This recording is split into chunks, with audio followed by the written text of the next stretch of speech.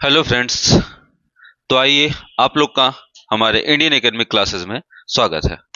तो चलते हैं हम और अपनी पढ़ाई को एकदम मक्खन की तरह पढ़ते हैं और बहुत ही आसान तरीकों से पढ़ते हैं।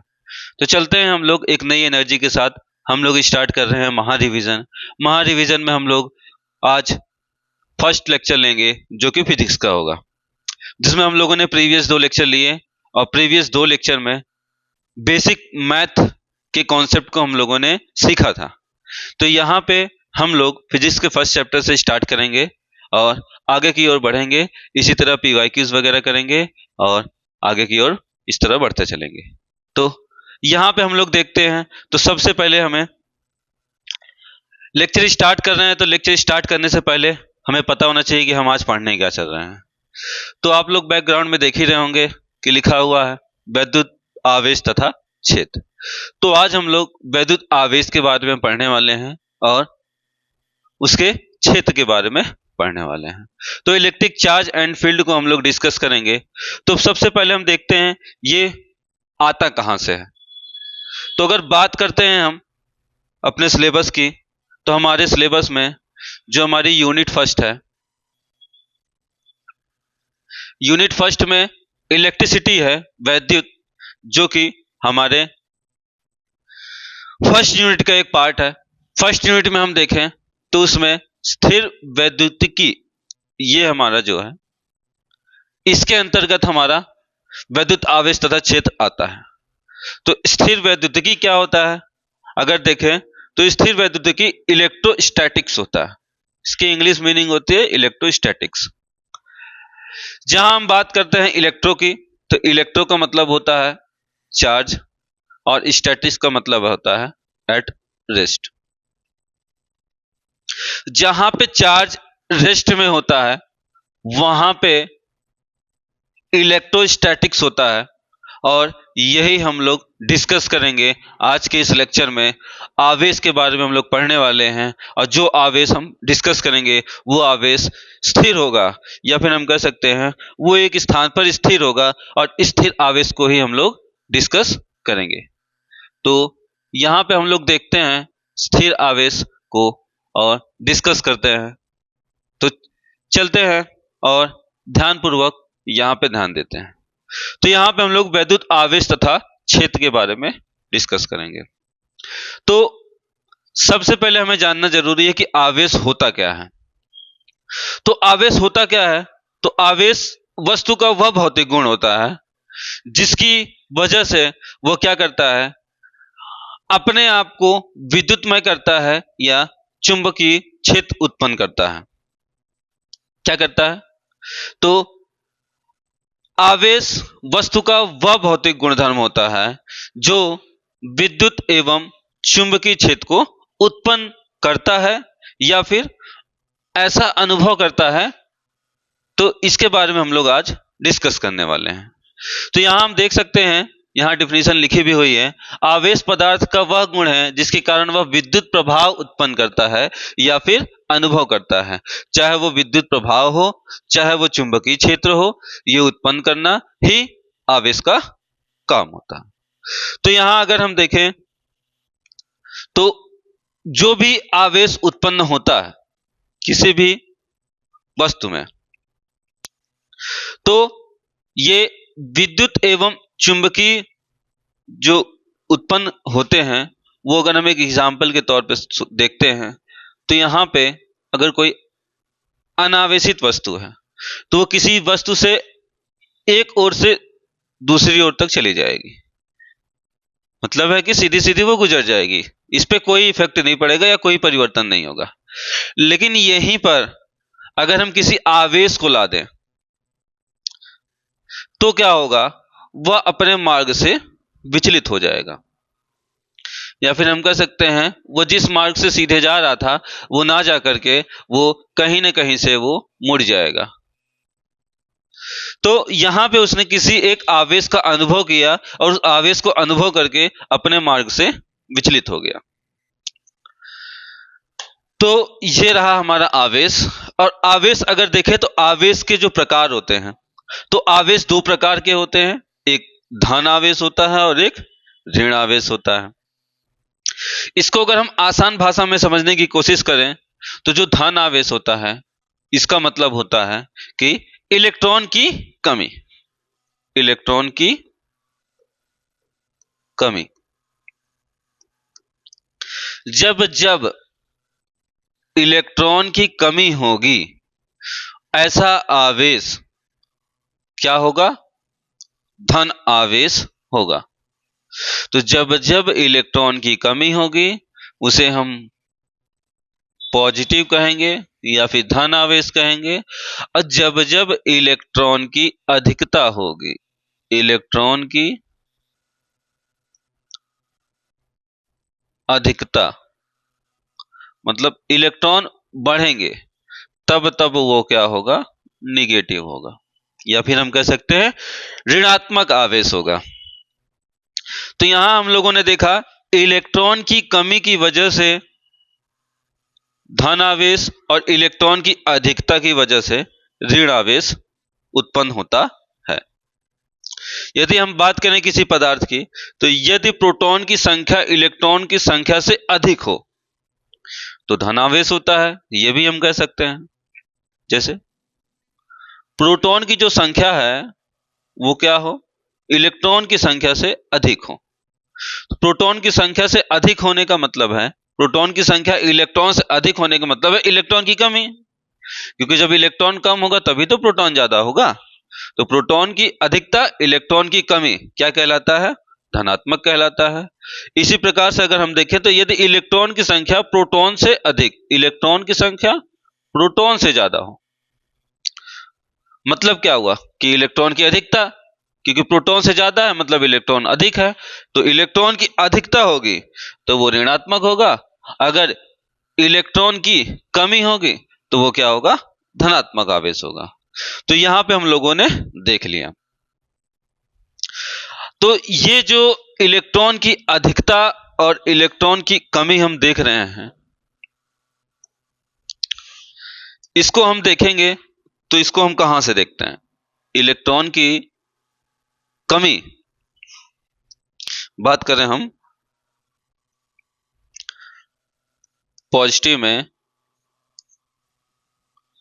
इलेक्ट्रॉन की कमी,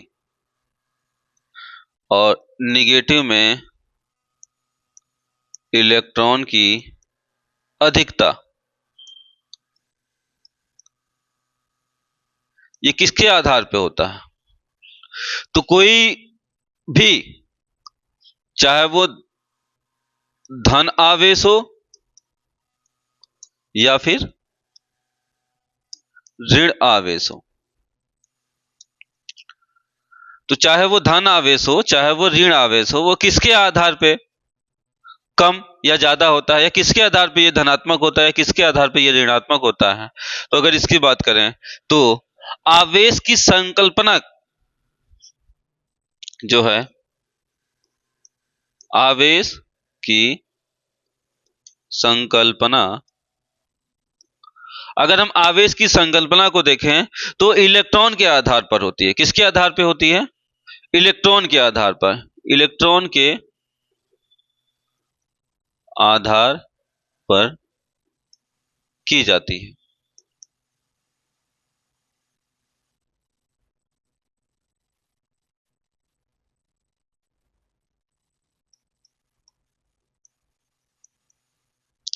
तो हम देख रहे हैं यहाँ पे आवेश धनात्मक है या आवेश ऋणात्मक है, यह हमें किसकी वजह से पता चलता है? तो इलेक्ट्रॉन के आधार पे पता चलता है। अगर इलेक्ट्रॉन हमारा कम है, इसका मतलब है कि इलेक्ट्रॉन कम होने की वजह से धनात्मक, इलेक्ट्रॉन अधिक होने की वजह से ऋणात्मक होगा। तो इसको हम एक उदाहरण से समझेंगे कि इलेक्ट्रॉन की कमी और इलेक्ट्रॉन की अधिकता कैसे और किसके आधार पे हम बता सकते हैं। तो यहां हम एक एग्जांपल लेते हैं सोडियम का। किसका एग्जांपल लेते हैं? सोडियम का। तो सोडियम की बात करें तो सोडियम में जो होता है, इलेक्ट्रॉनों की संख्या जो होती है वो 11 होती है। कितनी होती है? 11। साथ ही साथ प्रोटॉनों की जो संख्या होती है वो भी क्या होती है? 11 होती है। तो इलेक्ट्रॉन की संख्या और प्रोटॉन की संख्या दोनों आपस में बराबर होते हैं। यहां पे अगर बात करें तो इलेक्ट्रॉन का इलेक्ट्रॉनिक विन्यास सोडियम का इलेक्ट्रॉनिक विन्यास 2,8,1 होगा। जब यह अपने आप से पदार्थ की बात करें तो सोडियम जो है एक इलेक्ट्रॉन को त्याग देता है। 2,8,1 होता है स्टेबिलिटी होने के लिए एक इलेक्ट्रॉन की इसकी अधिकता है। तो इलेक्ट्रॉन क्या करेगा, जब एक इलेक्ट्रॉन की अधिकता है तब तो ऋणात्मक होगा, लेकिन इसने एक इलेक्ट्रॉन की कमी कर दी अपने अंदर।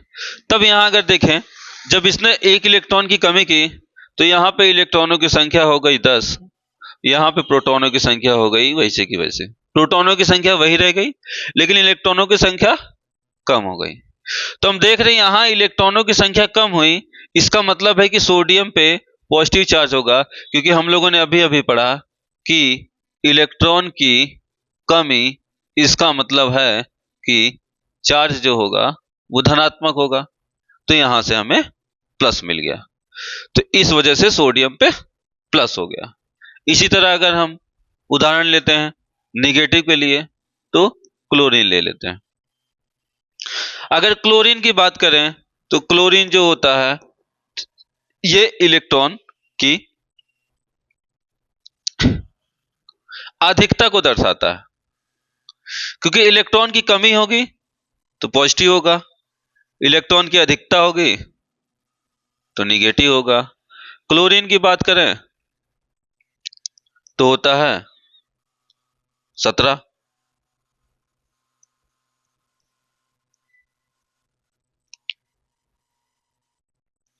टू 8,7।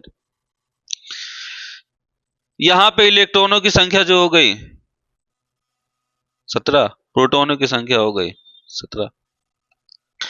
तो 2,8,7 अगर ध्यान दें तो यहां पे जो प्रोटॉनों की संख्या होगी वो तो 17 ही होगी, बट इलेक्ट्रॉनों की जो संख्या है वो 18 हो चुकी है।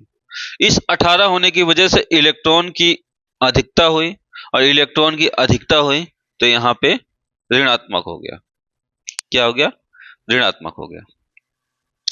यहां पे एक चीज और हम देखते हैं, तो अभी अभी हम लोगों ने डिस्कस किया था कि किसी भी आवेश की संकल्पना उसके इलेक्ट्रॉन के आधार पे होती है, तो सर ये बताइए प्रोटॉन के आधार पे क्यों नहीं होती। ठीक है, तो ये प्रोटॉन के आधार पर नहीं होती। क्यों नहीं होती सर, इसका रीजन क्या है? प्रोटॉन की वजह से क्यों नहीं होती, इलेक्ट्रॉन की ही वजह से क्यों होती है? तो हम जानते हैं प्रोटॉन और न्यूट्रॉन इन दोनों में नाभिकीय बल लगता है।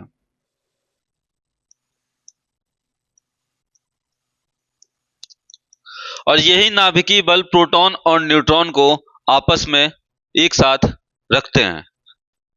तो मास ऑफ प्रोटॉन की अगर बात करें तो मास ऑफ प्रोटॉन जो होता है वो जो होता है इलेक्ट्रॉन के मास से 1837 गुना ज्यादा होता है। कितना? 1837 मास ऑफ इलेक्ट्रॉन। इस वजह से प्रोटॉन जो होता है वो स्थिर होता है,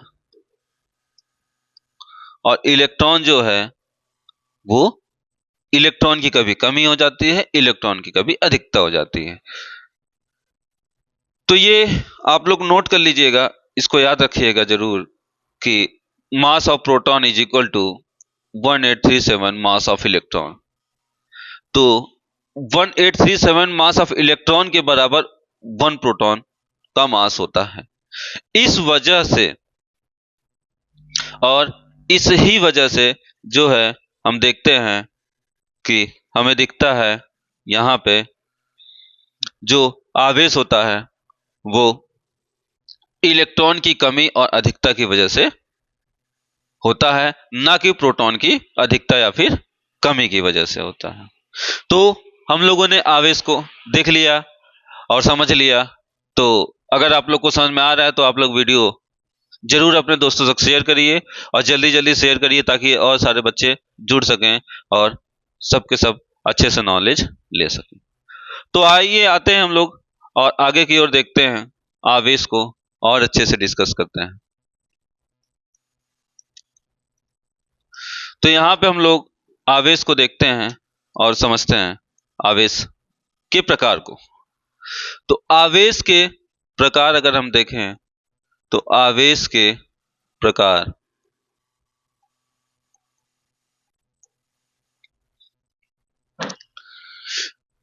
तो आवेश के प्रकार में हमने धन आवेश और ऋण आवेश देख ही लिया है। उसमें हम देखते हैं आवेश होता है सजातीय आवेश।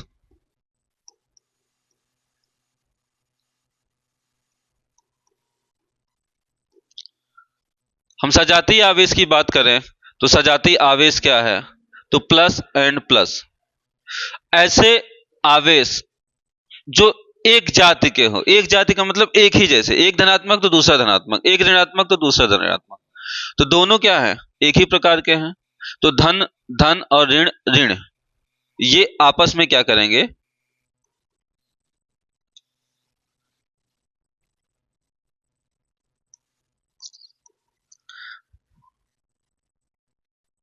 ये आपस में प्रतिकर्षण करेंगे। क्या करेंगे, आपस में प्रतिकर्षण करेंगे। तो सजातीय आवेश होता है जो कि धन धन और ऋण ऋण होता है। इसी के साथ अगर हम देखें तो एक विजातीय आवेश होता है। विजातीय आवेश, और विजातीय आवेश की बात करें तो एक प्लस एक माइनस और एक माइनस एक प्लस।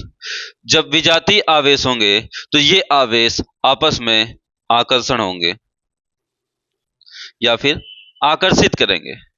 तो यहाँ पे हम लोगों ने देखा जब सजातीय आवेश होता है तो आकर्षण होता है, और सॉरी, जब सजातीय आवेश होता है तो प्रतिकर्षण होता है, और जब विजातीय आवेश होता है तब आकर्षण होता है। तो ये एक दूसरे को आकर्षित और प्रतिकर्षित करते रहते हैं। ये इनके सजातीय और विजातीय प्रकृति पर निर्भर करता है। तो आइए चलते हैं आगे की ओर और देखते हैं। तो ये आप लोग नोट करते चलिए। अगर आप लोगों ने नोट्स बनाए हुए हैं तो कोई बात नहीं, लेकिन जो बच्चा पहली बार आया हुआ है इस चैनल पे और इसे बहुत अच्छी तरह से समझना चाहता है तो वो साथ साथ नोट्स बनाते हुए चले और सारी चीजों को अच्छी तरह से समझे। तो हम देखते हैं, आप लोगों ने क्लास 10 में पढ़ा होगा आवेश का मात्रक क्या होता है। आवेश के मात्रक की बात करें तो आवेश का मात्रक आया कहां से, क्लास 10 में हम लोग पढ़े होंगे। तो आवेश जो होता है वो धारा गुणे समय होता है। क्या होता है, धारा गुणे समय। तो यहां अगर हम बात करें धारा की तो धारा का मात्रक एम्पियर होता है और समय का मात्रक होता है सेकंड,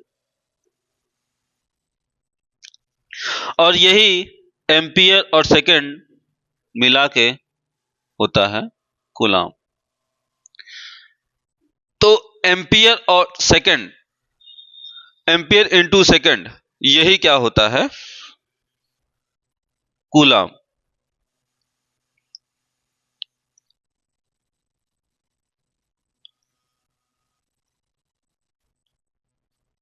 ठीक है, क्या होता है, कूलाम होता है। तो जो कूलाम है, ये जो है कूलाम की अगर बात करें तो कूलाम जो होता है, ये जो होता है ये एसआई यूनिट है, या फिर हम कह सकते हैं एसआई मात्रक। तो आवेश का एसआई मात्रक जो होता है वो एम्पियर गुणे सेकंड होता है, जिसे हम कूलाम भी कहते हैं। तो हम चाहे एम्पियर कहें, एम्पियर गुणे सेकंड कहें, या फिर हम कूलाम कहें, बात एक ही है। तो ये हमारी एसआई यूनिट होती है। अगर हम बात करें स्टीजियस मात्रक की तो इसके सीजीएस मात्रक को हम देखते हैं, तो जो सीजीएस मात्रक होता है वो जो होता है स्टेट कूलाम होता है। क्या होता है? State coulomb.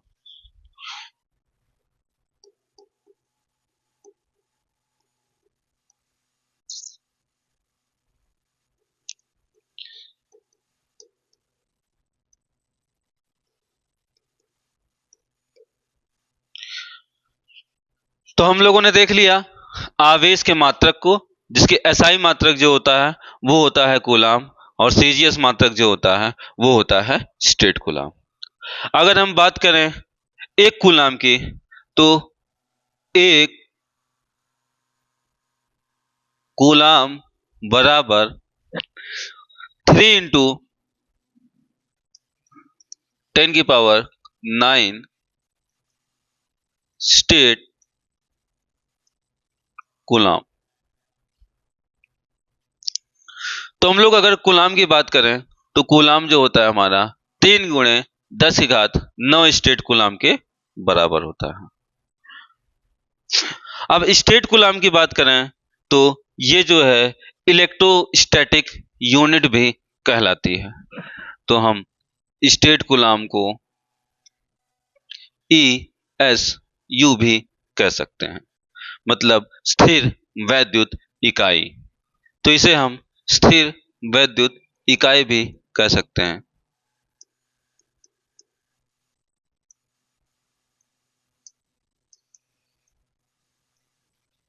तो स्टेट कूलाम जो है हमारा वो है स्थिर वैद्युत इकाई, जो कि हमें इलेक्ट्रोस्टैटिक यूनिट भी कह सकते हैं।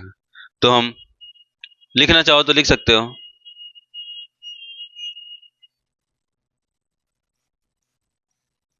Electrostatic unit. तो 1 coulomb is equal to 3 into 10⁹ statcoulomb होता है, जो कि हमारी सीजीएस यूनिट है।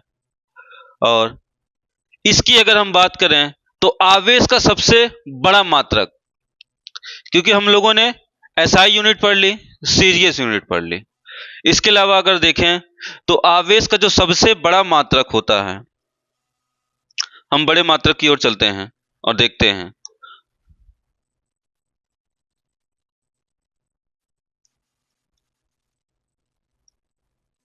आवेश का सबसे बड़ा मात्रक, आवेश के सबसे बड़े मात्रक की बात करें तो वो होता है फैराडे। क्या होता है? फैराडे। तो आवेश के सबसे बड़े मात्रक की हम लोगों ने बात की, तो जो कि फैराडे होता है। और एक फैराडे, इसका भी मान हम लोग देखेंगे कि एक फैराडे का मान क्या होता है, यह हमारे लिए इंपॉर्टेंट है। तो हम देखेंगे 1 faraday is equal to 96500 coulomb के बराबर होता है। तो ये 96500 कूलाम के बराबर होता है। तो हम लोगों ने देखा एक फैराडे बराबर 96500 कूलाम के बराबर होता है। और इसके अन्य मात्रक की बात करें, तो अगर हम देखें EMU, मतलब इलेक्ट्रोमैग्नेटिक यूनिट, तो अन्य मात्रक में अगर हम देखें EMU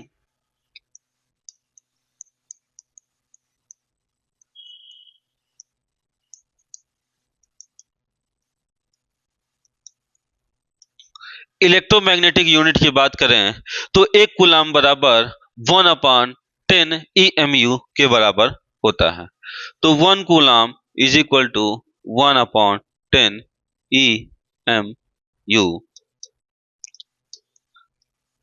तो यहां हम देखेंगे एक कूलाम बराबर 1/10 EMU। तो हम लोगों ने यहाँ पे इसके सभी यूनिट्स को डिस्कस कर लिया और देख लिया। तो हम लोग रिवीजन के तौर पे चलते हैं और एक छोटा सा रिवीजन करते हैं और देखते हैं। ऐसे लिखते हैं शॉर्टकट में, एक कूलाम इज इक्वल टू हमारे पास होता है 3 into 10⁹ state coulomb.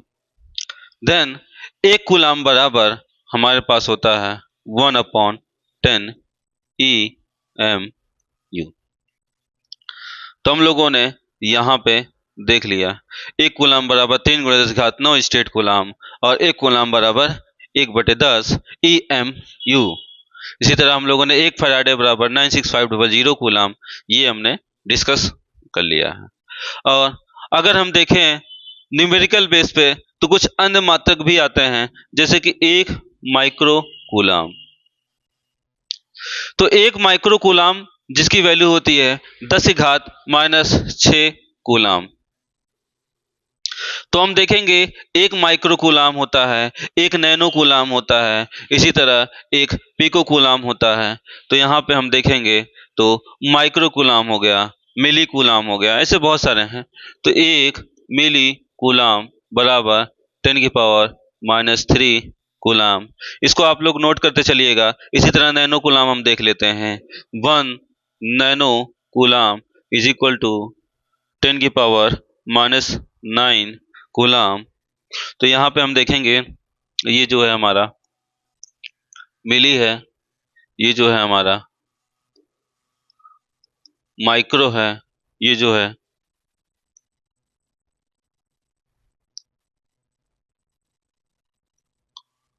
Nano coulomb है।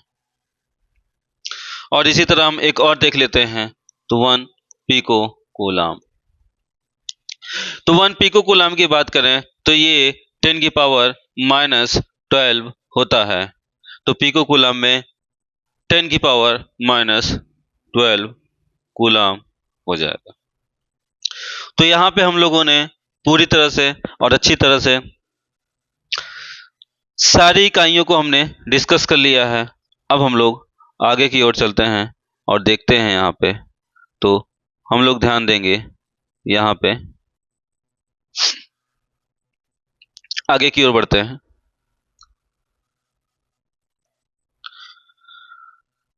वैद्युत आवेश का क्वांटमीकरण।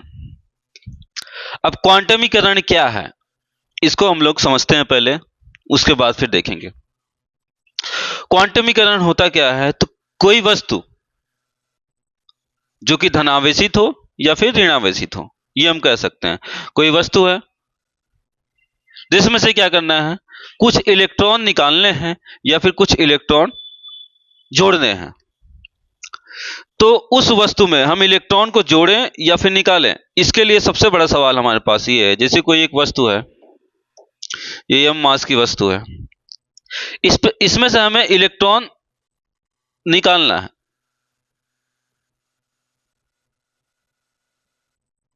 चलो पहले देख लेते हैं, इलेक्ट्रॉन निकालें या फिर इलेक्ट्रॉन को हम जोड़ें। तो इलेक्ट्रॉन निकालने या फिर इलेक्ट्रॉन को जोड़ने के लिए सबसे बड़ा सवाल तो ये होगा, सर कौन सा इलेक्ट्रॉन निकालें हम, या फिर हम कह सकते हैं सॉरी, इलेक्ट्रॉन की वजह हम आवेश ले लेते हैं। किसी वस्तु में आवेश को निकालना और आवेश को जोड़ना। तो आवेश निकालने के लिए हम कौन सा आवेश निकालें, धन आवेश निकालें या फिर ऋण आवेश निकालें। तो दोनों के लिए हम देखते हैं। तो आवेश अगर हमें निकालना है तो हम जानते हैं कि अगर इलेक्ट्रॉन को हमने निकाला, इलेक्ट्रॉन निकाला मतलब क्या हुआ, इलेक्ट्रॉन की अधिकता थी कि कमी थी, जल्दी से कमेंट करके बताओ। इलेक्ट्रॉन निकाला मतलब इलेक्ट्रॉन की कमी थी या फिर अधिकता थी। आप लोग जल्दी से कमेंट करिए और बताइए। तो आप लोगों ने बताया, जल्दी नहीं कमेंट किया नहीं है अभी तक। इलेक्ट्रॉन निकालने का मतलब क्या हुआ, इलेक्ट्रॉन की कमी। अगर इलेक्ट्रॉन की कमी होती है, किसी भी वस्तु में से हम इलेक्ट्रॉन को निकालते हैं, अगर इलेक्ट्रॉन निकाल रहे हैं इसका मतलब इलेक्ट्रॉन की कमी हो रही है, और इलेक्ट्रॉन की कमी हो रही है मतलब क्या होगा, धनावेश होगा। क्या होगा, धनावेश होगा। तो इलेक्ट्रॉन को निकालना धनावेश हुआ। अगर हम इलेक्ट्रॉन को जोड़ते हैं या हम कहते हैं कि इसमें इलेक्ट्रॉन हमने जोड़ दिया, इस वस्तु में इलेक्ट्रॉन को जोड़ दिया। जैसे ही वस्तु में इलेक्ट्रॉन को जोड़ा वो ऋणावेश होगा। तो ऋणावेशित या फिर धन आवेशित में किसी वस्तु से धन आवेश को निकालना या ऋण आवेश को निकालना, इसका मतलब हुआ कि इलेक्ट्रॉन की कमी या फिर इलेक्ट्रॉन को जोड़ना, यही हुआ। तो किसी इलेक्ट्रॉन को, जैसे एक इलेक्ट्रॉन, उसको निकालना या फिर जोड़ना, तो इलेक्ट्रॉन का जो आवेश है, अगर हम एक इलेक्ट्रॉन निकाल रहे हैं तो, दो इलेक्ट्रॉन निकाल रहे हैं तो, तीन इलेक्ट्रॉन निकाल रहे हैं तो क्या होगा? एक इलेक्ट्रॉन मतलब एक इलेक्ट्रॉन का आवेश गुणे एक इलेक्ट्रॉन। दो आवेश मतलब एक इलेक्ट्रॉन का आवेश गुणे दो इलेक्ट्रॉन, या तीन इलेक्ट्रॉन, चार इलेक्ट्रॉन, इसी तरह एन इलेक्ट्रॉन। कितने इलेक्ट्रॉन? एन। हम अगर इलेक्ट्रॉन के आवेश में जितना इलेक्ट्रॉन हम जोड़ रहे हैं, जितना इलेक्ट्रॉन हम निकाल रहे हैं सॉरी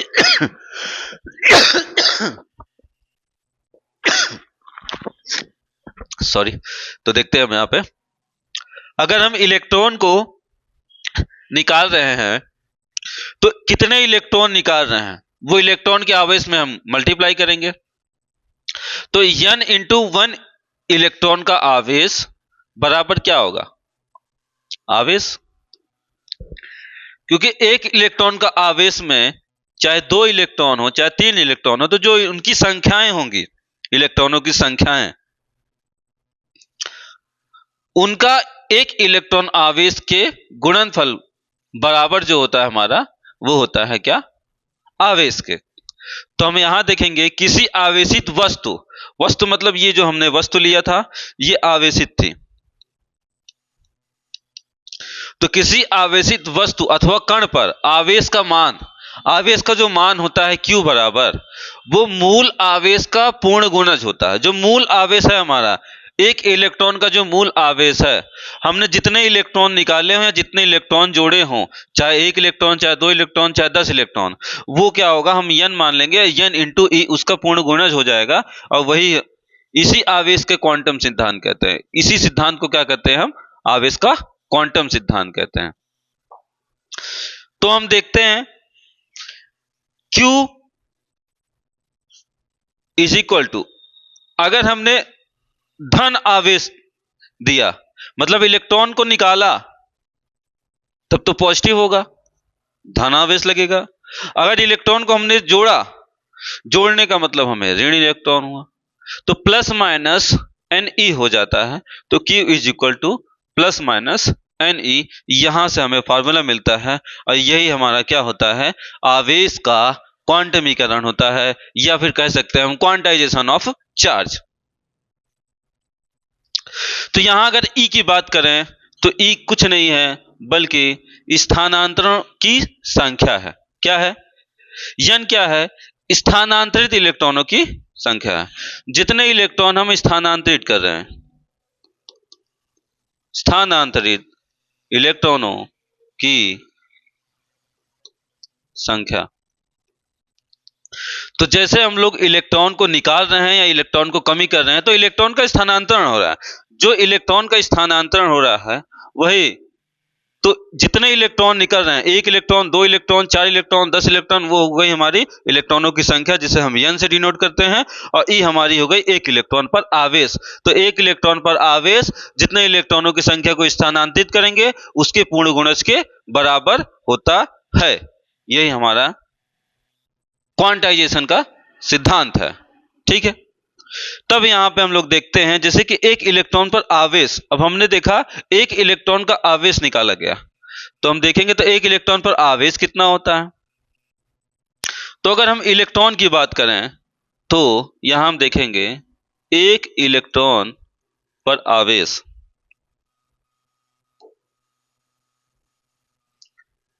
-1.6 इंटू 10⁻⁻⁹ कूलम। तो एक इलेक्ट्रॉन का आवेश जो होगा वो क्या होगा? 1.6 गुणे 10 की घात -19 माइनस में होगा। अगर हम प्रोटॉन की बात करें, एक प्रोटॉन पर आवेश, तो इलेक्ट्रॉन और प्रोटॉन पर जो आवेश होता है वो लगभग लगभग बराबर होता है। इलेक्ट्रॉन की वजह से ये निगेटिव हो गया और प्रोटॉन की वजह से ये धनात्मक हो गया।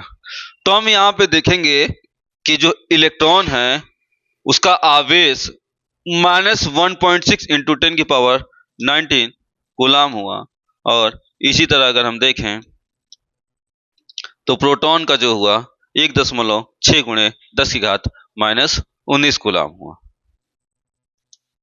तो यहां हम देखते हैं, इस हिसाब से हमें पता चला, अगर हम देखें इलेक्ट्रॉन को अगर हम जोड़ रहे हैं, हम यहां देखते हैं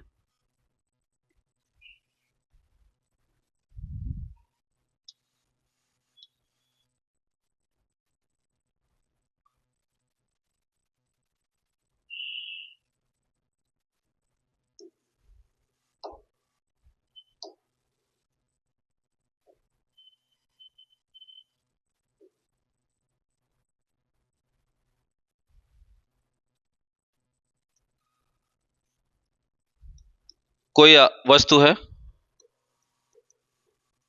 अगर हम देखते हैं यहां पे इलेक्ट्रॉन की कमी,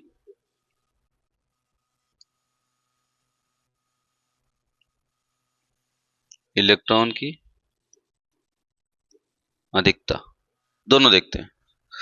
अगर किसी वस्तु में इलेक्ट्रॉन की कमी हो, ठीक है, इलेक्ट्रॉन की कमी होने का मतलब क्या हुआ? इलेक्ट्रॉन उसमें से निकाले जा रहे हैं। अगर इलेक्ट्रॉन निकाले जा रहे हैं, ठीक है, तो ऐसे लिख देते हैं ताकि आसानी से समझ में आ जाए। इलेक्ट्रॉन को अगर हम निकालें तो क्या होगा? किसी वस्तु में इलेक्ट्रॉन को अगर हम निकालते हैं तो उसका द्रव्यमान में क्या होगा? कमी आएगी। तो बात करें इलेक्ट्रॉन को निकालने पे तो उसके द्रव्यमान में क्या होगा? कमी आएगी।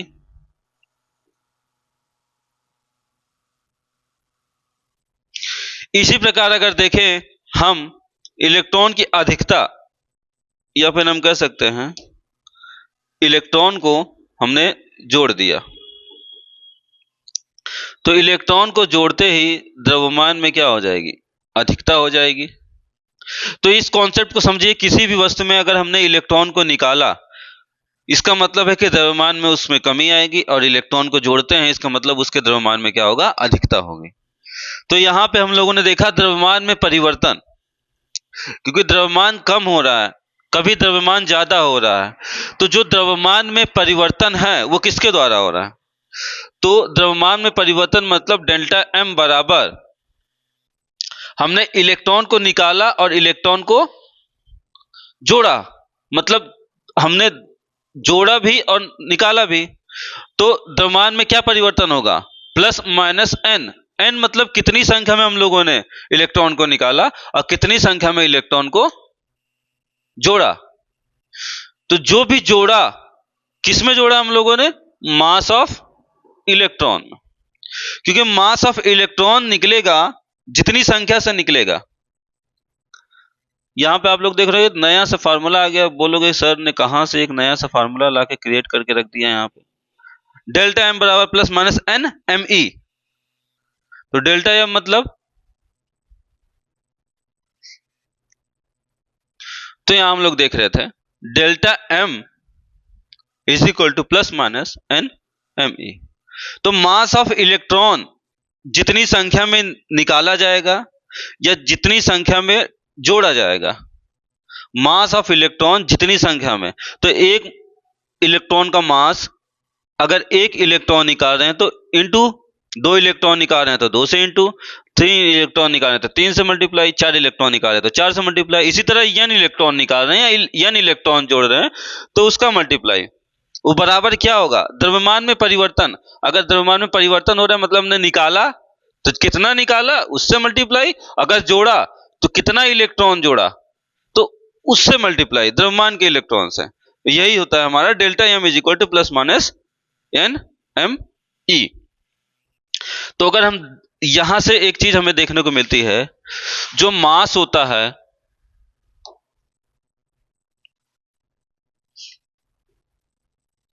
निगेटिव, जो निगेटिव मास होता है, या फिर हम कह सकते हैं जब इलेक्ट्रॉन निकाला जाता है वो बड़ा होता है नॉर्मल मास से, ठीक। और या फिर हम कह सकते हैं द्रव्यमान में जो परिवर्तन हो रहा है माइनस वाला और प्लस वाला, तो प्लस वाले से बड़ा होगा ये और इससे बड़ा होगा ये निगेटिव वाला, ठीक है। तो ये कॉन्सेप्ट अगर नहीं भी हम लोग समझेंगे तब भी कोई दिक्कत नहीं है, हम लोग इसी को देखते हैं, इसी को समझ लेते हैं और यहां तक क्लियर हो गया। तो वैद्युत आवेश का क्वांटाइजेशन अगर आप लोगों ने समझ लिया है तो नीचे कमेंट में यस कहिए या थंब, जल्दी जल्दी थंब दीजिए ताकि हम आगे की ओर बढ़ें, हमें समझ में आ जाए कि हाँ आप लोग को समझ में आ चुका है। तो अगर कोई भी डाउट होता है, कोई भी प्रॉब्लम होती है तो आप लोग तुरंत कमेंट कर सकते हैं और कमेंट करके पूछ सकते हैं, सारी प्रॉब्लम को सॉल्यूशन यहाँ पे आपको जरूर मिलेगा। तो हम लोग केवल ही केवल टॉपिक ही नहीं, टॉपिक के साथ कुछ क्वेश्चंस भी पढ़ने वाले हैं। तो अगर हम यहाँ ध्यान दें तो हम लोगों ने यहाँ पे एक इक्वेशन क्रिएट कर लिया Q is equal to plus minus NE, और यहाँ से एग्जाम में पूछे जाते हैं। तो ये चीज आप लोग जरूर याद रखिएगा कि ये जो टॉपिक है, ये टॉपिक हमारे एग्जाम के पॉइंट ऑफ व्यू से ओनली फॉर न्यूमेरिकल, इस टॉपिक से न्यूमेरिकल जरूर पूछे जाते हैं। तो आप लोग जो है इस टॉपिक को न्यूमेरिकल बेस पे याद रखिएगा कि इस पे हम लोग को न्यूमेरिकल डिस्कस करना है, only and only for numerical. तो हम लोग न्यूमेरिकल की ओर बढ़ते हैं और यहाँ पे एक न्यूमेरिकल आसानी से करते हैं। तो यहां हम देखते हैं क्वेश्चन दिखाई दे रहा है जो कि 2019 में आया हुआ क्वेश्चन है बोर्ड एग्जाम में। एक चालक पर 1 कूलाम का ऋण आवेश है। कितने कूलाम का? 1 कूलाम का। हम अगर ध्यान दें तो यहां पे आवेश जो दिया गया है वो कौन सा दिया गया है? 1 कूलाम। अगर हम आवेश की बात करें तो आवेश हमारे पास ऋणात्मक आवेश है। कैसा आवेश है? एक ऋण आवेश। तो हम देखेंगे यहां पे ऋण आवेश हमें दिया गया है -1 कूलाम। इस पर सामान्य अवस्था से कितने इलेक्ट्रॉन अधिक है? तो हमें कितने इलेक्ट्रॉन अधिक है? अधिक होने का मतलब इसकी जो नॉर्मल अवस्था है, जितने इसके पास इलेक्ट्रॉन होने चाहिए, पहले से जितने इलेक्ट्रॉन होने चाहिए, ठीक, इस पर इतना कूलाम ऋण आवेश होने की वजह से कितने इलेक्ट्रॉन एक्स्ट्रा हो चुके हैं। तो हम लोग जानते हैं अधिक होने का मतलब क्या हुआ? अधिक होना मतलब जोड़ना, जोड़ना मतलब ऋण आवेश। क्योंकि हम लोग ने इलेक्ट्रॉन को जोड़ा तो इलेक्ट्रॉन के जोड़ने की वजह से क्या हुआ? वहां पे ऋण आवेश उत्पन्न हुआ। तो देखेंगे अवस्था में कितने इलेक्ट्रॉन अधिक है, तो इलेक्ट्रॉन अधिक होने का मतलब है जोड़ा जा रहा है, ठीक है। जोड़ा जा रहा है मतलब जो आवेश होगा वो हमारा कैसा होगा? ऋणात्मक आवेश होगा। या इसलिए यहां पे देखो लिखा हुआ है -1 कूलाम या ऋण आवेश, ठीक है। कितना अधिक होगा तो हमें संख्या पूछी गई है, इलेक्ट्रॉनों की संख्या कितनी होगी, और ई हमें पता ही नहीं। अब ई नहीं पता तो सर कैसे करें हम? हमें एन भी निकालना है, ई भी निकालना है। तो अभी अभी हम लोगों ने डिस्कस किया था, अगर ध्यान दो तो हमने सारे यूनिट पढ़ी थी जिसमें हम लोगों ने यहां पे देखा था कि 1 इलेक्ट्रॉन यही कहीं होगा, देखो। तो 1 इलेक्ट्रॉन अगर नहीं भी यहां पे दिख रहा है हम लोग को, तो हम देखते हैं 1.6 इंटू 10 की पावर -19 कूलाम, ये रहा 1 electron is equal to -1.6 into 10 की पावर -90 कूलाम। तो अगर हम यहां देखेंगे तो इलेक्ट्रॉन जो होगा 1.6 इंटू 10 की पावर माइनस 19 कूलाम चार्ज होगा। ये इतना आवेश होगा। तो हमने अभी अभी पढ़ा Q is equal to plus minus N E. तो अगर हम यहां देखें तो ऋण आवेश है, तो हम यहां पे देखेंगे हमें फॉर्मूला जो लगाना है वो माइनस एन ई। क्या होगा? Minus N E. क्योंकि इलेक्ट्रॉन की अधिकता, जब भी इलेक्ट्रॉन की अधिकता होगा मतलब कि जोड़ा जा रहा है, इलेक्ट्रॉन को जोड़ा जा रहा है, इसका मतलब है कि उस पर जो आवेश होगा वो माइनस का होगा, ऋणात्मक होगा। इस वजह से हम लोगों ने Q is equal to minus N E लिया है। अब यहां देखेंगे Q is equal to minus N, N हमारा नहीं पता है, तो हम क्या करेंगे, यहां से एक दूसरा छोटा सा फार्मूला बनाते हैं, क्रिएट करते हैं। N इज इक्वल टू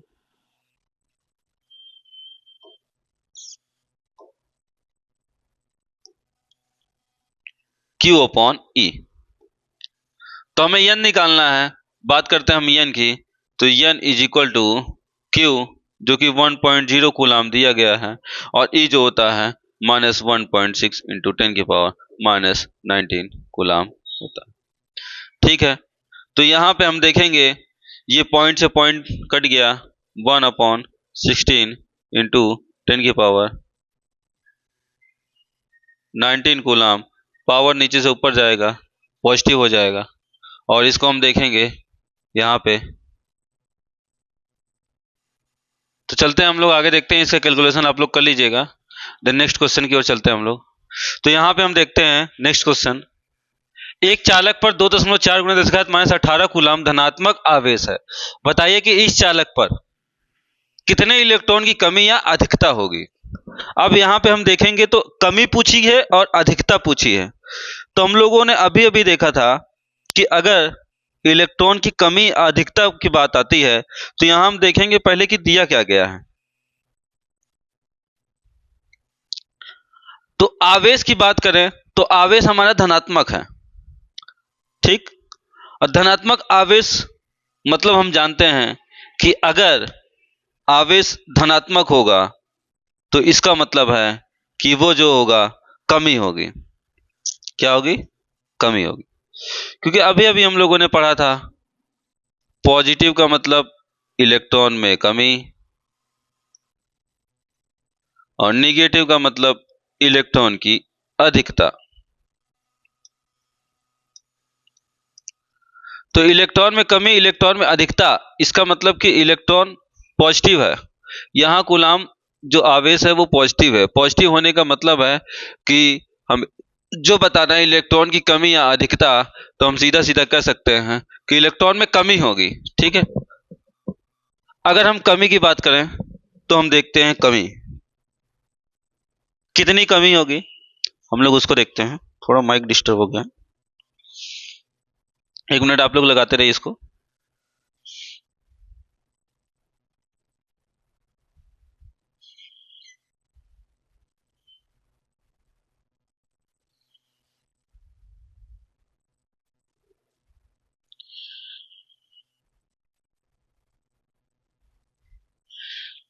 हाँ, तो आइए देखते हैं। तो यहां हम देखेंगे तो एक चालक पर आवेश Q बराबर हमें दिया है 2.4 इंटू 10 की पावर माइनस 18 कूलाम। धनात्मक है, आवेश हमारा धनात्मक हो गया। N बराबर पूछा गया है, E बराबर 1.6 इंटू 10 की पावर माइनस 19 कूलाम हम जानते हैं। तो हम यहाँ पे N बराबर निकालते हैं Q upon E। Then Q की वैल्यू हमें पता है 2.4 इंटू 10 की पावर माइनस 18 कूलाम। यहाँ पे अपॉन में करते हैं E के वैल्यू 1.6 इंटू 10 की पावर माइनस 19। एक अंक पे दशमलव है, कट जाएगा, और यहाँ हम भाग देंगे तो 8 दूनी 16, 8 त्रिक 24, यहाँ पे हमें मिलेगा 3/2 गुणे 10 की घात माइनस 18। हमने अभी बेसिक मैथ में हम लोगों ने पढ़ा था, अगर पॉजिटिव नीचे से ऊपर जाता है निगेटिव, और निगेटिव ऊपर से जाता है तो पॉजिटिव। तो निगेटिव ऊपर गया तो हमारा ये हो जाएगा पॉजिटिव। तो अगर हम इसको डिवाइड करते हैं तो 1.5 गुणे 10 की घात माइनस और प्लस, अगर हम माइनस 18 में प्लस 19 करते हैं तो हमें मिलता है 1। मतलब हमें मिल गया यहाँ पे 15। कितना मिला? 15। तो हमारा जो n आया वो आया कितना? 15 आया। और हम जानते हैं, हमने यहाँ देखा है आवेश हमारा धनात्मक है, तो धनात्मक आवेश होने के कारण 15 इलेक्ट्रॉन की कमी होगी। तो हम लोग ने देख लिया है यहाँ पे 15 इलेक्ट्रॉन की कमी हमें मिली। तो इस तरह से एग्जाम में हमारे न्यूमेरिकल्स आते हैं जो कि क्वांटाइजेशन ऑफ चार्ज से रिलेटेड होता है, तो इसे हम आसानी से कर सकते हैं। तो इसी तरह आप लोग के लिए एक और क्वेश्चन है जो कि आप लोग को खुद से करना है। तो हम देखते हैं, यहाँ पे एक क्वेश्चन लिखते हैं, किसी चालक पर। तो हम देखेंगे यहाँ पर किसी चालक पर इलेक्ट्रॉन की जो संख्याएं हैं 500 है। कितनी है? 500। तो किसी चालक पर 500 इलेक्ट्रॉन दिए गए हैं। फिर से हम देख लेते हैं, इसको अच्छे से लिखते हैं।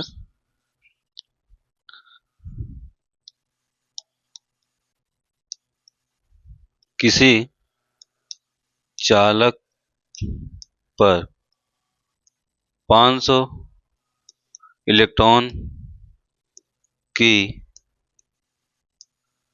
अधिकता है। आप लोग इस वर्ड को गौर करिएगा, इलेक्ट्रॉन की अधिकता, मतलब आप लोग समझ रहे होंगे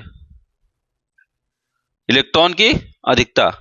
तो जल्दी से बताइए, अगर इलेक्ट्रॉन की अधिकता होगी तो क्या होगा? पॉजिटिव होगा या फिर निगेटिव होगा? जल्दी से कमेंट करिए और बताइए। अधिकता है तो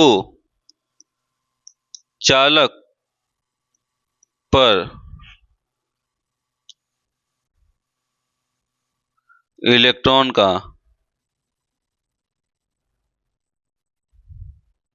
किसी चालक पर 500 इलेक्ट्रॉन की अधिकता है।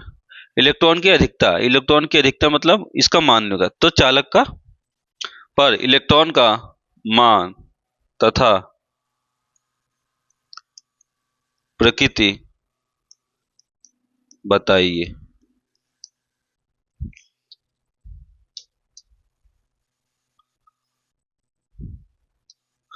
तो जल्दी से इसका आंसर बताइए। किसी चालक पर अगर 500 इलेक्ट्रॉन की अधिकता है तो चालक पर आवेश का मान, चालक पर आवेश का मान, चालक पर आवेश का मान, यहां पे हम लोग देख लेते हैं।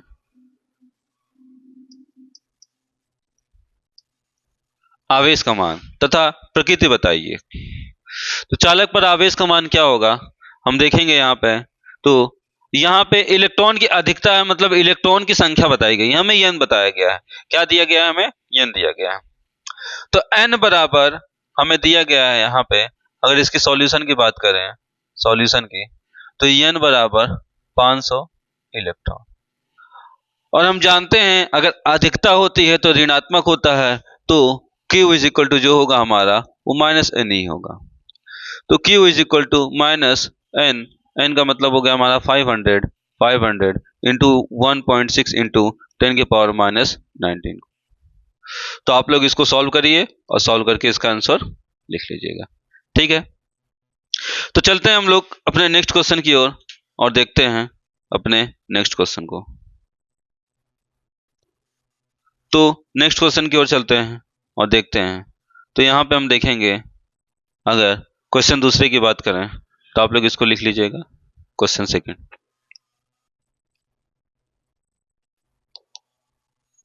सेकंड क्वेश्चन की बात करते हैं, तो 75 किलोग्राम द्रव्यमान वाले इलेक्ट्रॉन, हम देखेंगे 75 किलोग्राम द्रव्यमान वाले, तो 75 किलोग्राम द्रव्यमान वाले इलेक्ट्रॉन पर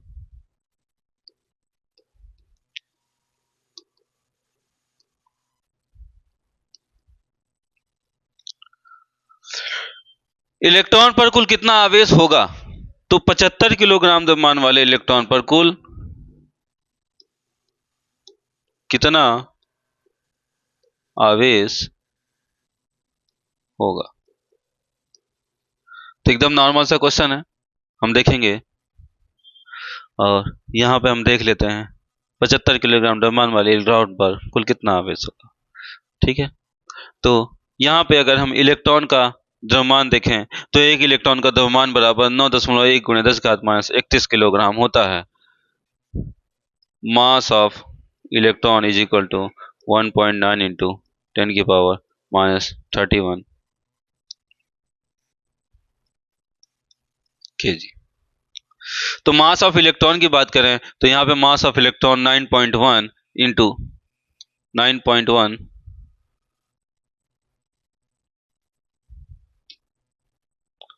9.1 इंटू 10⁻31 होता है। तो हम लोग इसको देखते हैं, तो ये जो होगा आप लोग के लिए HW में होगा। आप लोग इसका आंसर जरूर कमेंट करिएगा और हम लोग आगे की ओर बढ़ते हैं और देखते हैं। तो आगे की ओर हम देखेंगे, यहाँ पर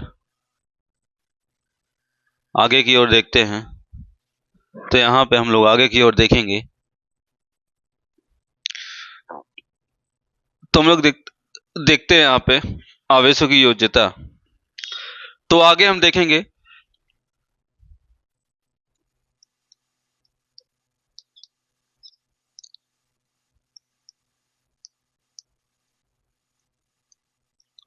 आवेशों की योज्यता। तो अगर सॉरी,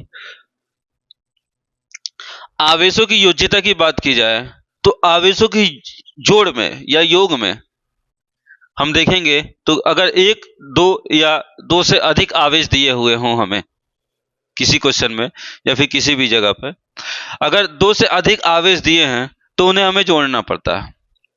तो आवेशों को जोड़ने के लिए आवेशों को हम उनके चिन्ह के साथ जोड़ते हैं।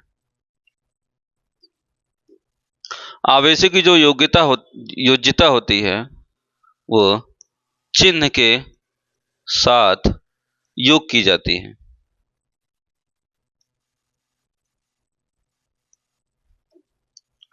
इनका जो योग होता है वो चिन्ह के साथ होता है।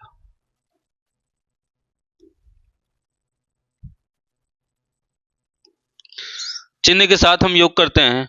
जैसे देखते हैं, मान लो कि हमें एक कूलाम एक आवेश दिया, कोई दो आवेश दिया या कोई तीन आवेश दिया, कोई -10 कूलाम दिया, कोई -5 कूलाम दिया, कोई 4 कूलाम दिया या फिर हमें कोई 12 कूलाम दिया आवेश। ठीक है, तो इन्हें हम जैसे हम योग करते हैं चिन्ह के साथ वैसे ही हमें इसे जोड़ना होगा। तो नेट आवेश बराबर जो होगा Q net is equal to हमारा Q1 plus Q2 plus Q3 Q4 ये होगा। तो हम देखेंगे चिन्ह के साथ -10 प्लस -5 प्लस 4 प्लस 12। तो यहाँ हम देखेंगे -10 -5 बराबर -15 प्लस 12 4, यहाँ पे हो जाएगा 16 बराबर 1 कूलाम। तो यहाँ पे जो क्यू नेट आया वो हमारा क्या आया, तो ये जो क्यू नेट निकल के आया वो हमारा आया 1 कूलाम के।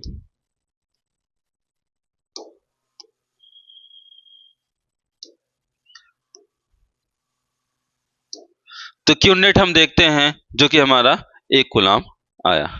तो इसी प्रकार हम जोड़ेंगे तो जो हमारी योग्यता होती है वो होती है क्या, तो वो होती है हमारी धनात्मक ऋणात्मक, जो भी हमारा चिन्ह होगा उस चिन्ह के साथ साथ हम योग करते चले चलेंगे।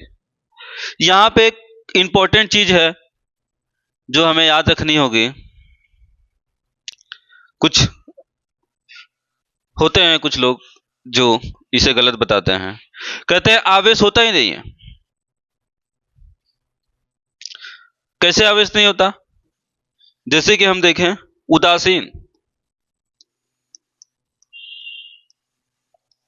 उदासीन वस्तु पर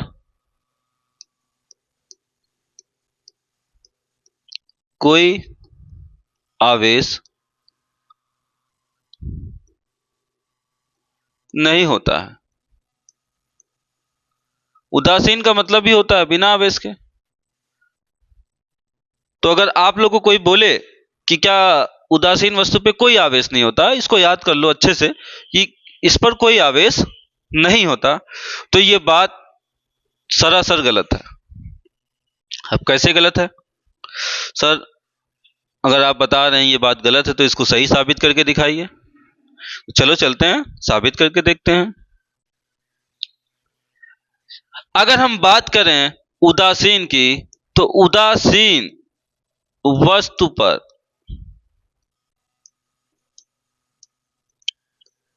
कोई नेट आवेश नहीं होता। क्या नहीं होता? नेट आवेश नहीं होता।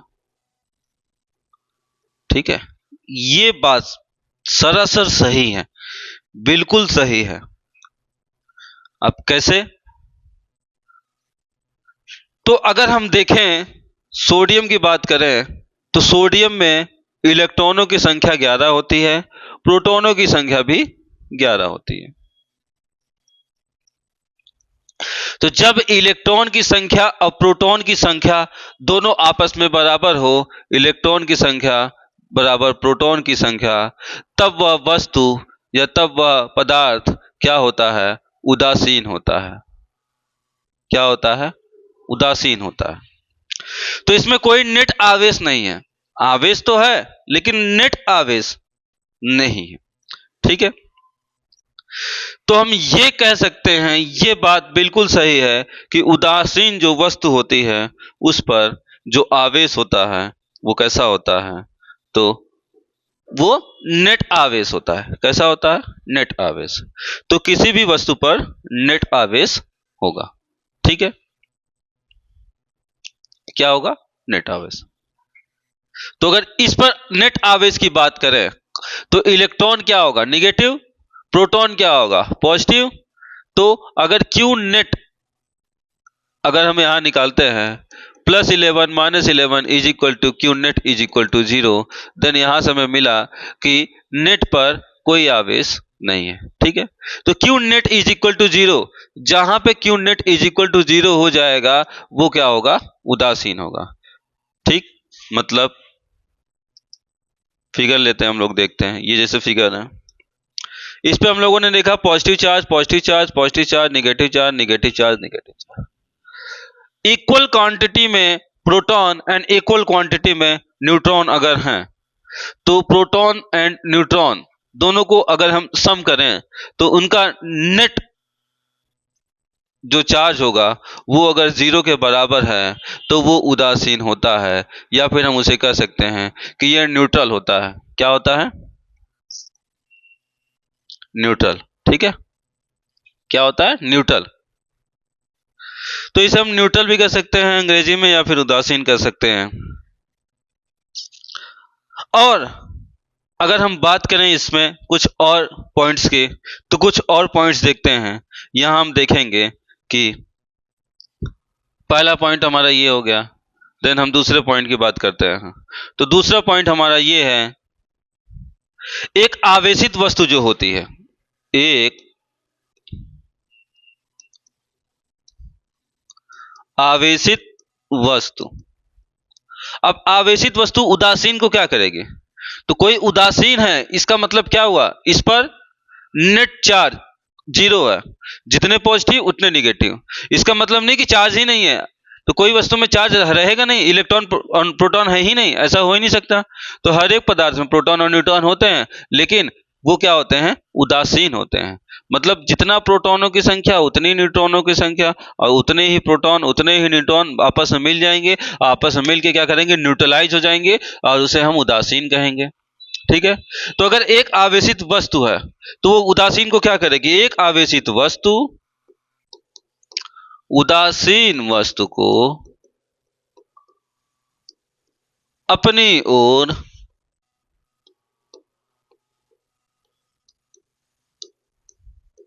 आकर्षित करेगी। क्या करेगी? तो एक उदासीन वस्तु जो होती है उसको एक आवेशित वस्तु अपनी ओर आकर्षित कर सकती है। क्या कर सकती है? आकर्षित कर सकती है। अगर हम बात करें तो हम यहां देखते हैं,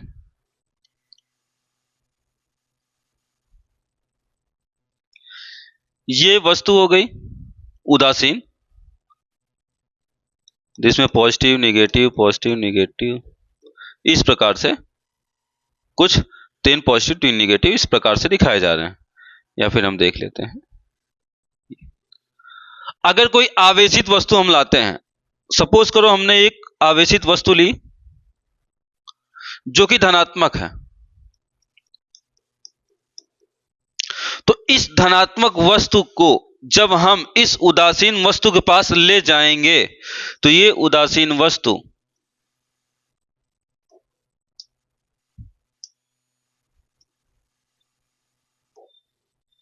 तब ये उदासीन वस्तु कुछ इस प्रकार हमें दिखाई देगी।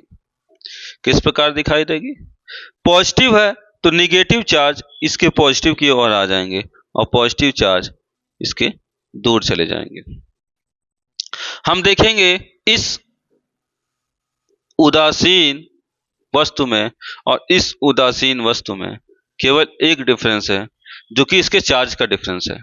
निगेटिव चार्ज पॉजिटिव चार्ज की ओर अट्रैक्ट होने लगेंगे और निगेटिव जो है पॉजिटिव की ओर चले जाएंगे। देन पॉजिटिव चार्ज को दूर करेगा या प्रतिकर्षित करेगा, जिस वजह से ये उदासीन वस्तु के एक ओर ऋणात्मक और दूसरी ओर धनात्मक हो जाएगा। ठीक है, तो यहां तक आप लोग को समझ में आ गया होगा। तो हम लोग आगे की ओर देखेंगे। हम लोग इस चीज को कुछ एग्जांपल्स में देख सकते हैं। यहां पे जैसे हम लोग देखते हैं, हम लोग जानते होंगे, बचपन में हम लोगों ने पढ़ा होगा या देखा होगा कि जैसे मान लो मेरे पास ये वस्तु है जो कि इस पर अभी कोई आवेश नहीं है, न्यूट्रलाइज है। तो हमने क्या किया, इसको अपने बाल में काफी तेजी से रगड़ा या रब किया, घर्षण किया। जैसे ही हम रब करते हैं और किसी भी ऑब्जेक्ट को इसके पास ले जाते हैं तो ये उसकी ओर क्या करता है, अट्रैक्ट होने लगता है, आकर्षित होने लगता है। तो ये कैसे संभव हो पाता है? तो ये जो है अपने अंदर उदासीन जो होता है, ये अपने अंदर एक चार्ज क्रिएट कर लेता है, जो क्या करता है, किसी अनावेशित वस्तु को अपनी ओर आकर्षित करता है। क्या करता है? आकर्षित करता है। जैसे कि हम लोग कंघी करते हैं, तो कंघी करते हैं तो क्या होता है, कंघी जो होती है हमारे बालों में ऐसे घर्षण करते हुए हम लोग कंघी करते हैं, बाल झाड़ते हैं, अपने अपने बाल को संवारते हैं, अच्छे से इसको खूब संवारते हैं। तो संवारते समय हम क्या करते हैं, उसको कंघी करते हैं। कंघी करते करते उसमें क्या होता है, घर्षण होता है। तो जब भी हम लोगों ने देखा होगा किसी कंघी को इस प्रकार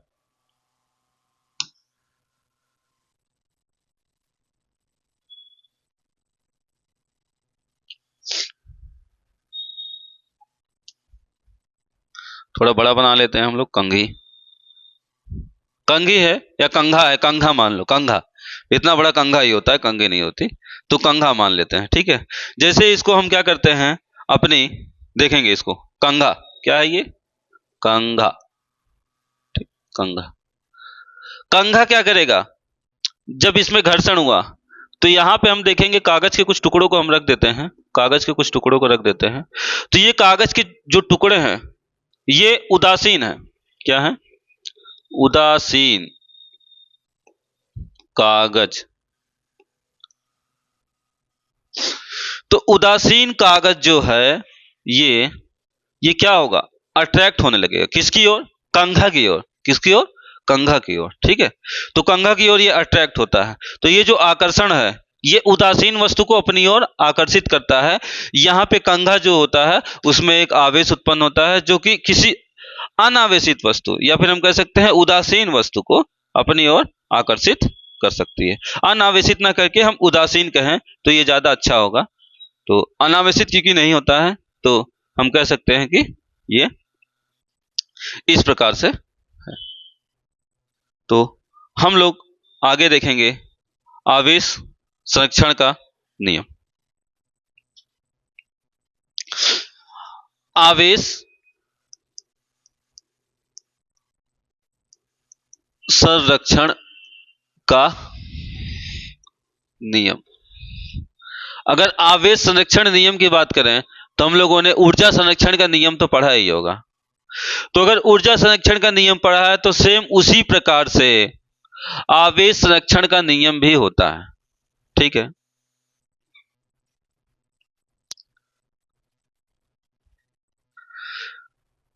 तो हम लोग यहां पे एक एग्जांपल लेते हैं, जैसे कि NaCl, Na प्लस और Cl माइनस, ये बनेगा हमारा NaCl। ठीक है, अगर यहां हम देखें तो ये प्रक्रिया के पूर्व और ये प्रक्रिया के पश्चात का दिखाई दे रहा है। अगर प्रक्रिया के पूर्व और प्रक्रिया के पश्चात हम देखते हैं तो हम यहाँ पे इलेक्ट्रॉनों की संख्या को योग करते हैं। क्या करते हैं हम? इलेक्ट्रॉनों की संख्या का योग करते हैं। तो अगर हम देखें तो इसके 4 पॉइंट को हम नोट कर सकते हैं। यहां हम देखेंगे कुछ मुख्य 4 पॉइंट हैं, इसको हम देखते हैं और समझते हैं। आवेश संरक्षण का नियम कुछ इस प्रकार से हम समझते हैं और देखते हैं यहां पे। तो कुल धनात्मक आवेश अगर यहां हम देखें, कुल धनात्मक आवेश प्रक्रिया के पूर्व, कुल ऋणात्मक आवेश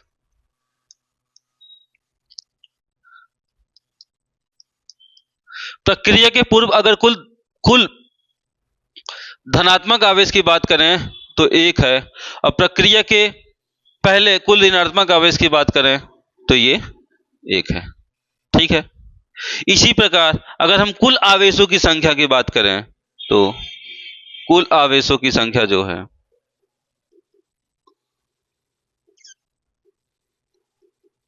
तो कुल आवेशों की जो संख्या होगी,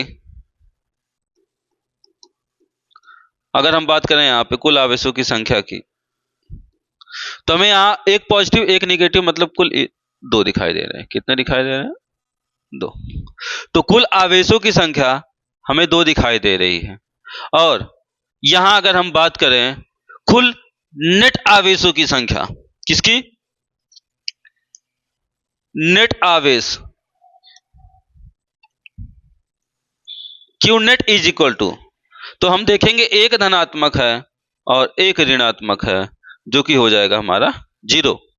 इसी प्रकार अगर प्रक्रिया के पश्चात अगर देखें तो कुल धनावेशों की संख्या 0 है, कुल ऋणावेशों की संख्या 0 है, कुल आवेशों की संख्या 0 है, और हमारे पास Q net is equal to भी क्या है? 0 है। ठीक है, तो ये हमें हर प्रकार से हमें 0 0 दिखाई दे रहा है। तो अगर Q नेट की बात करें तो Q नेट जो है वो हमेशा क्या होगा? वो 0 ही होगा।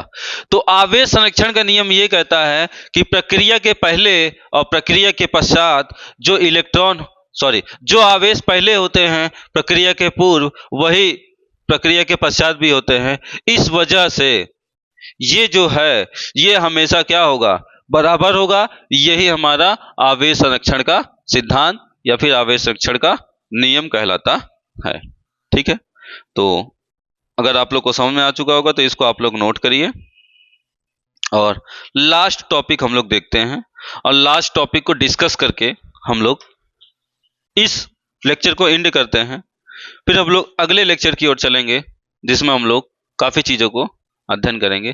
तो आज यहाँ पे हम लोग इस लेक्चर को लास्ट देखते हैं और इसके बाद हम लोग आगे की ओर बढ़ेंगे।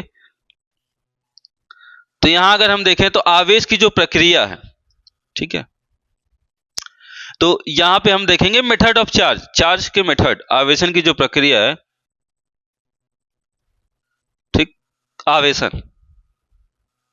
आवेशन क्या होता है? तो किसी वस्तु को आवेशित करने की प्रक्रिया को आवेशन कहते हैं। आवेशन किसे कहते हैं? तो किसी वस्तु को आवेश देने की प्रक्रिया को आवेशन कहते हैं, सीधा सीधा है। ठीक है, किसी वस्तु को आवेश देने की प्रक्रिया आवेशन कहलाती है। ठीक है, इसको आप लोग नोट कर लीजिएगा। अब ये प्रक्रिया जो होती है वो कुछ इस प्रकार से होती है। यहां हम लोग फिगर देख रहे होंगे, कुछ इस प्रकार से होती है। तो इससे आपको समझ में आ ही गया होगा कि ये कुछ 2 प्रकार की होती होंगी या 3 प्रकार की। तो यहां 3 प्रकार का फिगर बना हुआ है, इसका मतलब है कि ये 3 प्रकार की होती होंगी। तो हम देखेंगे सबसे पहले आवेशन की प्रक्रिया को। तो आवेशन की प्रक्रिया हमें सबसे पहले दिखाई देती है घर्षण द्वारा। किसके द्वारा?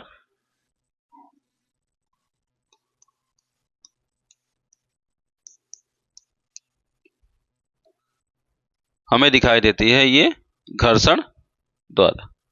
तो घर्षण द्वारा आवेशन की सर्वप्रथम प्रक्रिया है जिसे हम यहां पे समझते हैं। तो घर्षण का मतलब क्या होता है? घर्षण का मतलब अगर हम यहां देखें, रगड़ा जाना। ठीक, रगड़ा जाना मतलब आपस में रब करना, आपस में घर्षण करना, आपस में रगड़ना। ठीक है, तो जैसे किसी को हम थप्पड़ मारते हैं, बहुत जोर का थप्पड़ मार दिया हमने आज। ठीक है, जब जोर का थप्पड़ किसी को लगाते हैं तो वो थप्पड़वा कैसे लगता है? वो थप्पड़वा जब है हथवा का, वो जाता है किसी के गलवा पे और चिपक के आता है ना। तो जब ये हथवा या हमारा हाथ जो है वो किसी गाल पे चिपकता है तो वहां से घर्षण होते हुए वो आता है। क्या होते हुए आता है? घर्षण।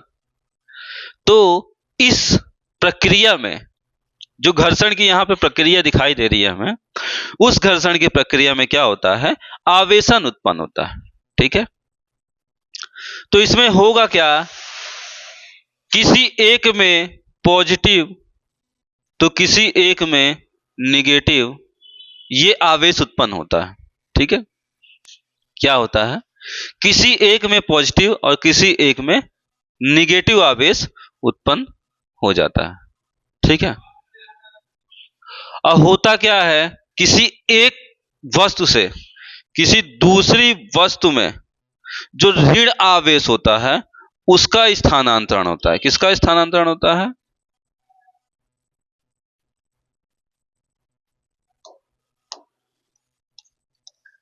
ऋण आवेश का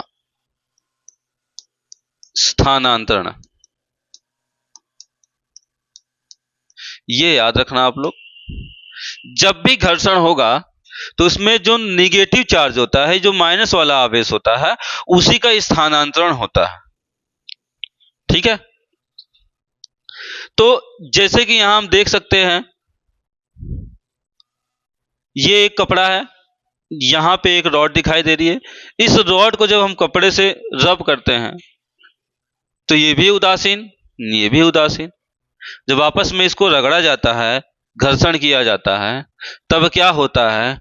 किसी एक वस्तु का धन आवेश और किसी एक वस्तु का जो ऋण आवेश होता है वो किसी दूसरे वस्तु में चला जाता है। ठीक है, तो इसको अगर हम कुछ एग्जाम्पल से देखते हैं तो यहां हम देखते हैं, ये एग्जाम्पल हमें दिखाई दे रहा होगा यहां पे।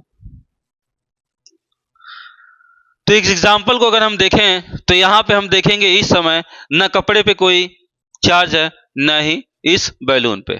लेकिन जैसे ही इस बैलून को हम ले जाते हैं और इस पे साथ रब करते हैं तो यहाँ पे हम जितना रब करते हैं हम देखेंगे जितना जितना हम रब करेंगे उतना उतना इसका निगेटिव चार्ज इस बैलून तक चला जाता है। तो यहाँ पे इस कपड़े का निगेटिव चार्ज इस बैलून के अंदर ट्रांसफर हो गया। तो यहाँ पे जो घर्षण प्रक्रिया हुई हम देखेंगे, जैसे जैसे हम घर्षण करते हैं वैसे वैसे यहाँ पे ऋणात्मक आवेश बढ़ता जाता है और यहाँ पे केवल शेष धनात्मक आवेश रह जाता है, जिस वजह से यह वस्तु दूर ना जा करके उसके पास चिपकती चली जाती है। ये देखो चली गई ना। तो हम देखेंगे जब इसके पास कोई चार्ज नहीं होगा तब ये दूर रहेगी, और जैसे ही इस पे चार्ज आ गए ये क्या होगी, एक दूसरे की ओर अट्रैक्ट हो जाएगी।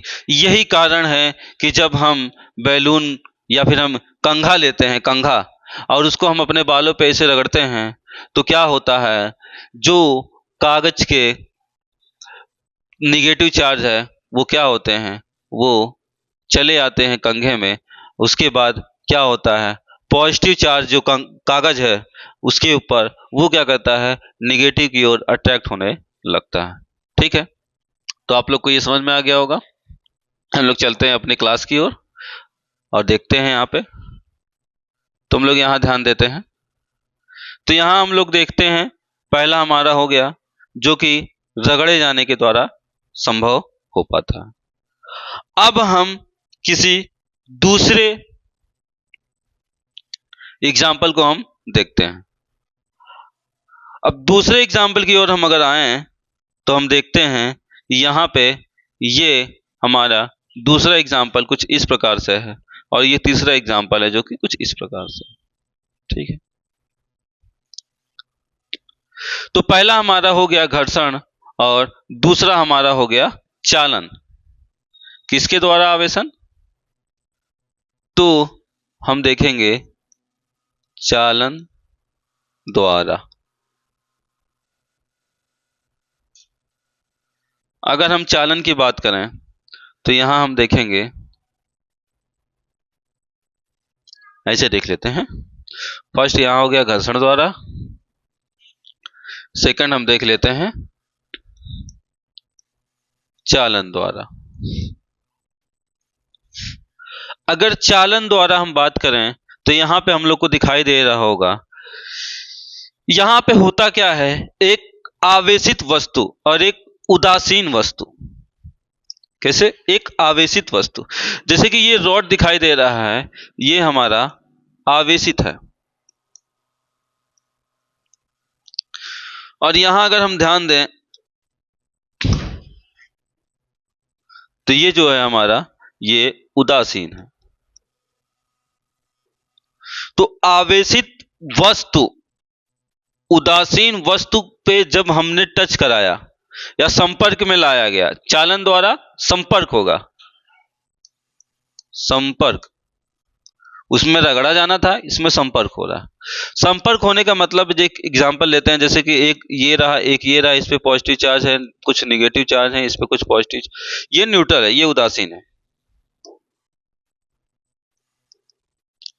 जब इसको चालन द्वारा जोड़ा जाएगा, क्या किया जाएगा, जोड़ा जाएगा, तब इसके आवेश इसमें स्थानांतरित हो जाएंगे, इसके आवेश इसमें स्थानांतरित हो जाएंगे।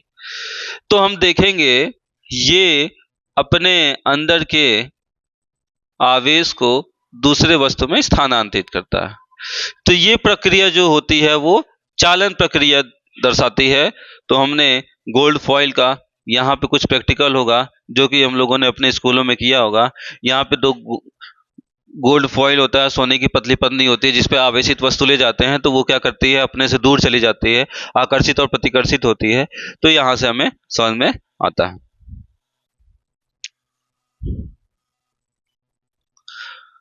तो यहां हम देखेंगे ये आवेश क्या हो रहा है, ट्रांसफर हो रहा है। ठीक, तो यहां पे एक इंपॉर्टेंट बात ये है, यहां पे अगर देखी जाए तो आवेश का प्रवाह होता रहता है ना, लेकिन आवेश का प्रवाह क्या लगातार होता रहेगा, तो ऐसा संभव नहीं है। तो आवेश का प्रवाह तब तक होता रहता है जब तक कि दोनों पर समान आवेश ना हो जाए, या फिर हम कह सकते हैं आवेशों की संख्या बराबर ना हो जाए, तब तक। ठीक है, तो हम देखेंगे आवेश का प्रवाह तब तक होता है जब तक वस्तु और छड़ जो वस्तु है और छड़ है उनका जो विभव हो एक समान ना हो जाए, ठीक है। या फिर हम कह सकते हैं जब तक दोनों वस्तु का विभव समान ना हो जाए, दोनों वस्तु का विभव समान न हो जाए। तो जब इस पर आवेश जितना है उतना आवेश इस पर भी हो जाए, दोनों का विभव समान हो जाए, 10 कूलाम आवेश इस पर 10 कूलाम आवेश इस पर, जब तक दोनों बराबर ना हो जाए तब तक ये बहता रहेगा। अगर हम एग्जाम्पल देखें तो हम समझ सकते हैं कि जैसे हमने किसी एक बड़े से टंकी को या किसी भी बड़े टैंक में पानी भर के रखा है ऊपर की ओर और एक नली लगा दी किसी नीचे की ओर टैंक में, तो ये टैंक खाली तब तक होती रहेगी जब तक कि, या फिर हम इस तरह बनाते हैं, इसमें हम थोड़ा पानी कर लेते हैं, इसमें पूरा भर देते हैं, तो कुछ समय पश्चात क्या होगा, ये तब तक खाली होता रहेगा जब तक कि दोनों का लेवल एक समान ना हो जाए, कुछ इस प्रकार, ठीक है। तो यहां हम देखेंगे कि ये जिस प्रकार पानी के प्रवाह की धारा बहती रहती है तब तक बहती रहती है जब तक कि दोनों बराबर ना हो जाए, उस प्रकार से धारा भी, जो ये आवेश होता है वो भी उसी प्रकार समान बहता रहेगा जब तक कि दोनों समान ना हो जाए, ठीक है। अगर आप लोग को ये समझ में आ गया है तो हम लोग तीसरे और चलते हैं, तीसरी ओर देखते हैं, जो कि हमें देखने को यहां मिलता है प्रेरण द्वारा। किसके द्वारा? प्रेरण द्वारा। तो प्रेरण द्वारा हम देखेंगे किसी वस्तु को वो किस प्रकार से आवेशित हो रही है। तो हम प्रेरण द्वारा देखते हैं जल्दी से और इस लेक्चर को खत्म करते हैं क्योंकि लेक्चर बहुत लंबा होते चला जा रहा है। तो यहाँ पे हम प्रेरण द्वारा देखेंगे। तो प्रेरण द्वारा होता क्या है कि प्रेरण द्वारा एक किसी वस्तु को, ये जो वस्तु है वो उदासीन है, किसी उदासीन वस्तु को एक कुचालक स्टैंड पर रखा जाएगा। कुचालक स्टैंड पर इसलिए रखा जाता है ताकि, क्योंकि जो धरती होती है, हमारी जो धरती माता होती है, वो क्या करती है, नेगेटिव चार्ज को अपनी ओर आकर्षित करती है, ठीक है। क्या करती है? आकर्षित करती है। या फिर हम कह सकते हैं कि अगर हम यहाँ पे कुचालक ना प्रयोग करें तो जो धन आवेश है वो ऋण आवेश की ओर चला जाएगा। ऐसा नहीं, क्योंकि धन कभी जाता नहीं है, ऋण जाता है। तो ऋण क्या करेगा, इस धन आवेश की ओर चला आएगा और धन जो है हमारा खत्म हो जाएगा। तो यहाँ पे कोई आवेश, जो न्यूट्रलाइज आवेश है, जो उदासीन है, वो उदासीन नहीं रहेगा। इस वजह से यहाँ पे हम देखेंगे कि एक कुचालक स्टैंड का यूज किया गया है, ठीक है। कुचालक स्टैंड का यूज किया गया है, ठीक है। इसमें होता क्या है, हम किसी उदासीन वस्तु में अगर कोई आवेशित वस्तु ले जाते हैं, ठीक है, क्या करते हैं, आवेशित वस्तु ले जाते हैं।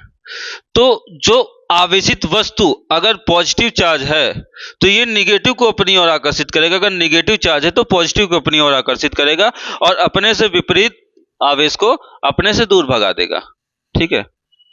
तो इस प्रकार की जो प्रक्रिया है वो चार्जिंग बाय इंडक्शन कहलाती है, या फिर हम कह सकते हैं प्रेरण द्वारा आवेश की प्रक्रिया कहलाती है। तो हम लोगों ने आज यहाँ पे बहुत सारे टॉपिक्स को डिस्कस किया, जिसमें हमने क्वांटम संख्या निकालना सीखा, उसके अलावा इलेक्ट्रॉनों की संख्या निकालनी सीखी, इसके अलावा हम लोगों ने आवेश के बारे में जाना बहुत गहराई से, और आवेश का कितने प्रकार होते हैं, आवेश की कमी कब होती है, आवेश की अधिकता होती है तो धनावेश होता है या ऋण आवेश होता है, इनके बारे में हम लोगों ने अच्छे से डिस्कस किया है। अगर आप लोग को कोई भी डाउट होता है तो आप लोग कमेंट बॉक्स में जरूर कमेंट करिए, ताकि आप लोग के सारी समस्याओं का समाधान हमारे इस इंडियन एकेडमिक क्लासेस के चैनल पे मिल सके। तो आप लोग का सपोर्ट और आप लोग का साथ इस तरह हमेशा हमारे साथ बना रहे। आप लोग जो है बहुत अच्छे से स्टडी करिए। अगर कोई भी समस्या होती है तो आप लोग तुरंत कमेंट बॉक्स पे कमेंट करिए। हम लोग आपकी सारी प्रॉब्लम और सारे प्रॉब्लम की सॉल्यूशन को जल्द से जल्द प्रोवाइड करने की कोशिश करेंगे। तो आज का सेशन अगर आप लोग को बहुत अच्छा लगा है तो आप लोग वीडियो अपने दोस्तों तक शेयर करिए, ताकि ये इंफॉर्मेटिव वीडियो जो है अपने सारे दोस्तों तक पहुंच जाए और आपके भी दोस्त आपकी तरह 95 प्लस स्कोर लाने पाए।